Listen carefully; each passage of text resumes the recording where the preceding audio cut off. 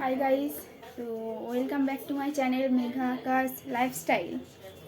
সবাইকে শুভ সন্ধ্যা। আশা করি সবাই খুব ভালো আছো। তো আগের ভিডিওটায় আপনাদের দেখিয়েছিলাম যে সরস্বতী ঠাকুর বানাচ্ছে তার কিছুটা মুহূর্ত, সেই পার্টেরই কিছু অংশ দেখাবো আপনাদের এখানে।